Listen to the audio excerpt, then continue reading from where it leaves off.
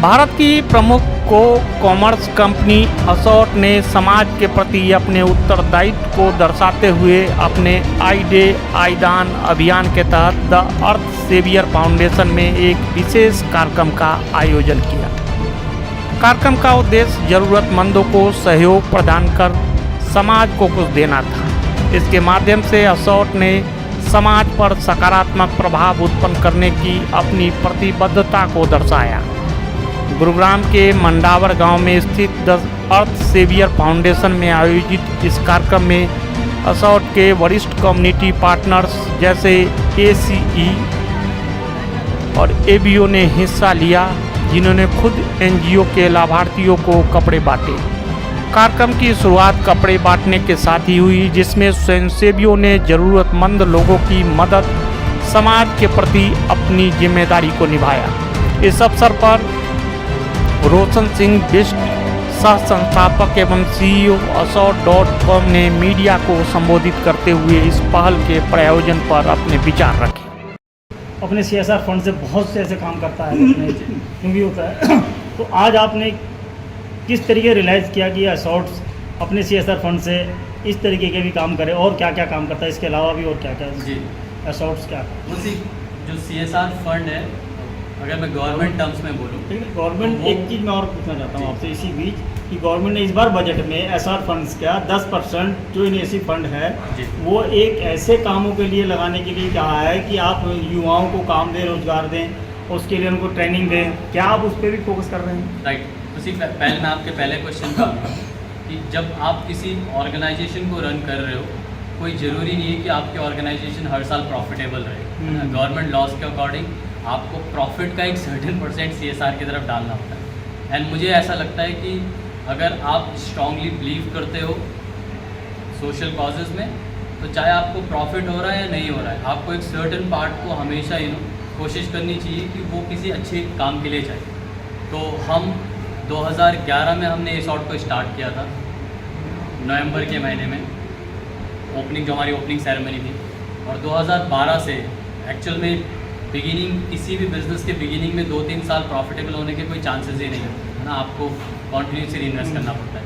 But हमारी जो social cause responsibilities जो हम ले रहे हैं, हम 2012 से कंटिन्यूड है। आज हम आए आप गुड़गांव के सोना रोड पर एक NGO चलती है अर्थ सेवियर फाउंडेशन, जो रवि काका जी बहुत सुविधा चलाते थे। आसमान उनके निधन के बाद उनके बेटे यहाँ पर चला रहे हैं, और आज यहाँ पर अपनी ज़िंदगी से लड़के जो एक समाज में अपना स्थान बना रहे हैं, किस तरीके से यहाँ पर रह रहे हैं, कैसे कैसे ज़िंदगी में जी रहे हैं, विकलांग हैं, महिला हैं, बूढ़े हैं, बच्चे हैं, मानसिक रूप से कमज़ोर हैं, बहुत से लोग हैं यहाँ पर ऐसे हैं जिनको ये उठा के लाते हैं, जो अपना भी आते हैं, मेडिकल रूप से आते हैं, और पुलिस के द्वारा, हॉस्पिटल के द्वारा यहाँ पे भेजा जाता है। आज उनकी सेवा के लिए असॉट फंडा फाउंडेशन है जो यहाँ पर अभी यहाँ पर कई से इनका ऑनलाइन है जो जिसका है, तो इस तरीके से करते हैं। और हमेशा इनका काम यही रहा है कि समाज में उन लोगों तक जमीन तक जो पिछड़े लोग हैं उन तक भी सामान पहुँचे, और उन लोगों को पहुँचे जिनकी ज़रूरत है। आज यहाँ पर बहुत बड़ा कार्यक्रम, बहुत से लोग यहाँ पर युवा है जो सबसे जुड़े हुए हैं। और आप बताएं सर।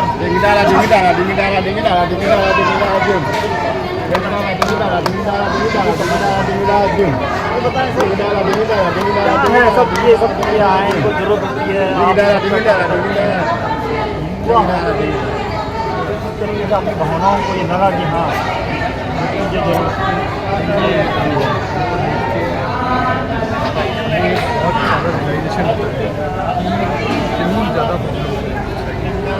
इतना ज़्यादा जो इनइक्वालिटी है कि अभी हम लोग तो पूरे सोच समझ सकते हैं, चल सकते हैं, कर सकते हैं। ऐसे लोग हैं जो अपने लिए अभी समझ भी नहीं सकते, उन्हें पता ही नहीं कि सही क्या है, गलत क्या है, उन्हें पता ही नहीं साफ क्या है, गलत क्या है। तो हम अपने इस छोटे से इनिशिएटिव की कोशिश कर रहे हैं और कंटिन्यूसली कोशिश करते रहेंगे कि लोग जितना हो सके इनइक्वालिटी इस तरीके से अपने आप को स्टेबल करना है। आज कंपटीशन के ज़माने में ऑनलाइन मार्केटिंग का थोड़ा भरोसा है, थोड़ा नहीं है, तो बहुत बड़े लोग आए आज सर पल्लवी जी पल्लवी सॉर्ट जी का आज के ज़माने की मार्केटिंग कंपनी से कोई कंपटीशन नहीं एंड टू बी ऑनेस्ट हमने हमेशा इस चीज़ पे ध्यान रखा है कि ये सॉर्ट में हम अपने आप को पिछले साल से कैसे बेटर कर सकते हैं। हम हर साल बहुत ह्यूज इन्वेस्टमेंट्स करते हैं अपनी टेक्नोलॉजी के ऊपर ह्यूज इन्वेस्टमेंट्स करते हैं बिकॉज आज के टाइम पे आप आर्टिफिशियल इंटेलिजेंस हर जगह आप सुनने पे लगे हो।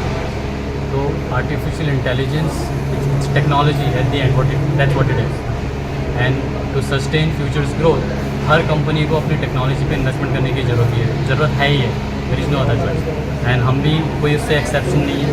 हम भी बहुत सारी इन्वेस्टमेंट अपनी टेक्नोलॉजी के ऊपर कर रहे हैं और साथ ही उस टेक्नोलॉजी को यूज़ करके हमारे जो कस्टमर्स हैं वो हमसे प्रोडक्ट्स खरीद रहे हैं। तो हम ये भी मेक श्योर करें कि हम किस तरीके से अपने प्रोडक्ट्स को और बेटर क्वालिटी और अफोर्डेबल प्राइसेस में लेके आ सकें। और साथ ही हर ऑनलाइन बिजनेस, हर ई कॉमर्स बिजनेस जो है वो हैविली लॉजिस्टिक्स के ऊपर डिपेंड होता है। तो हम इस चीज़ पे मेक श्योर करेंगे किस तरीके से हम अपने कस्टमर्स को उनके ऑर्डर जो है वो फास्टेस्ट डेज़ में डिलीवर कर सकें। And I am proud to say कि हम राइट नाउ इंडिया में 27,000 पिन कोड सर्व कर रहे हैं और हमारा एवरेज डिलीवरी टाइम जो है वो 4.5 डेज़ का है। सर एक चीज़ बताया कि कनेक्ट होता है एक कस्टमर से, तरीके से भरोसा कायम होना चाहिए कि उसको ना तो रिटर्न, क्योंकि आजकल फंड इन सब की बड़ी समस्या है ऑनलाइन मार्केटिंग में, देखते भी हैं। तो वो भरोसा आप किस तरीके से बना कर रखते हैं? मैंने ना ये जब मैं और भी को फाउंडर्स से मिलता हूँ तो जो क्लोज डोर्स में कॉन्वर्जेसन होती है तो अलॉट ऑफ टाइम वो ये कहते हैं कि इंडियन कस्टमर्स जो है वो लॉयल नहीं। बट मुझे पर्सनली ऐसा लगता है कि इंडियन कस्टमर बहुत लॉयल है, बस आपको उसको सही तरीके से सर्व करने की ज़रूरत है। अगर ऑनलाइन जाके मैं किसी प्लेटफॉर्म से कुछ खरीद रहा हूँ और मैं उसके लिए पे कर रहा हूँ तो मैं एक्सपेक्ट भी करता हूँ कि मेरे पास वो सामान टाइमली पहुँचे and at the same time उस क्वालिटी का पहुँचे। तो these are the 2 basic criteria. अगर कोई भी बिज़नेस इन चीज़ों को मेंटेन कर रहा है, ऑनलाइन की मैं बात कर रहा हूँ, तो मुझे नहीं लगता कि उसका कस्टमर उससे डिससेटिस्फाइड हो जाए। आज उत्तराखंड से भी हैं आप, उत्तराखंड एक अपने से किस कनेक्ट करते हैं इस चीज़ों को, प्लांटेशन करना, इस तरीके से काम करना। आई थिंक हर ऑर्गेनाइजेशन को अपनी सोशल रिस्पॉन्सिबिलिटीज़ को फुलफ़िल करना चाहिए और इससे फ़र्क नहीं पड़ता कि अगर आपको अपनी सोशल रिस्पॉन्सिबिलिटी को फुलफ़िल करना है तो उसको बड़ा ही करना पड़ेगा। आपकी जो कैपेसिटी है, और सिर्फ मैं ऑर्गेनाइजेशन की बात नहीं करूँगा, इंडिविजुअल्स को भी अपनी कैपेसिटी में जो बेस्ट कर सकते हैं उन्हें करना चाहिए। Thank you Madhav. से डेली न्यूज़ online.in के लिए कुलवंत कौर के साथ पंसीलाल की रिपोर्ट।